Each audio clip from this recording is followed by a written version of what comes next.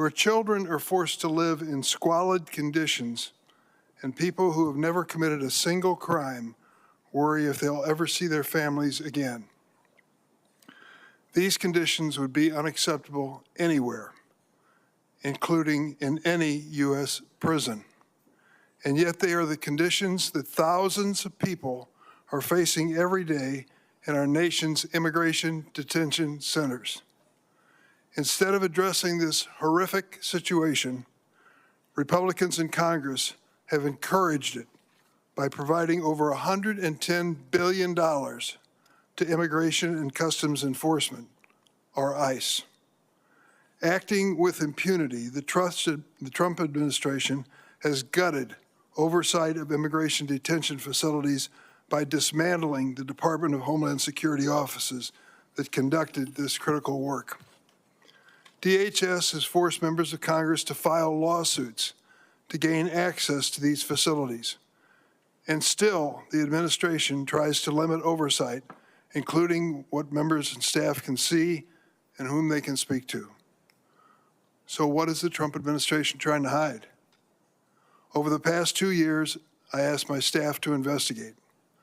They visited facilities in Florida, Georgia, Texas, Louisiana, Pennsylvania, and Arizona. What they found should shock every American. At the Dilley facility, my staff observed children languishing in family detention. They were despondent, sharing that they missed their friends and sharing that they missed school and felt trapped. The families did not receive timely medical care. Some had month-long waits to see a doctor. These issues were not specific to Dilley. At every facility, detained individuals reported that they did not receive adequate treatment, including for chronic conditions like high blood pressure and diabetes. Timely, appropriate medical care is often the difference between a manageable illness and a medical emergency. So it's no surprise that studies have linked poor medical care directly to death in detention.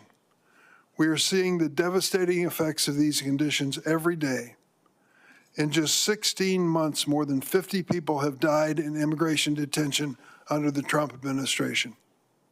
That's more than double the number of people who died in all 4 years under the previous administration. How is this even possible?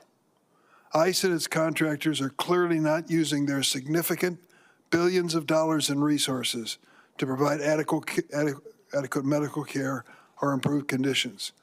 So how is this money being spent? Let me give you one example. Camp East Montana, a $1.3 billion facility in Fort Bliss, Texas. The Department of Homeland Security rushed to open the facility, violating ICE's own policy by skipping a required safety inspection. ICE spent millions of taxpayers' dollars on contracts for meals and services for individuals who were not yet detained. Yet the facility did not spend the money to develop space for attorney or family visitors. All of this is even more heartbreaking when we consider whom this administration is putting in detention. To meet Stephen Miller's arbitrary arrest quotas, federal agents are arresting and detaining members of communities who have lived in the United States for decades, who have no criminal history, and who have U.S. citizen spouses, children, and parents. One of our guests today, Mr. Hernandez Navarrete, excuse me if I mispronounce your name. He was attending high school in Chicago, doing everything right. He was arrested at his routine check-in and placed in detention. This administration has one goal: make conditions in detention so terrible and so notorious that immigrants will choose to leave, no matter what their legal status might be, what their contributions to our society happen to be, and the cost to our nation. I have spent more than 4 decades in Congress fighting for a fairer and more humane immigration system. As a son of an immigrant myself, I've been profoundly disturbed by Republicans' fast acceptance of President Trump's approach, in which cruelty is the key point.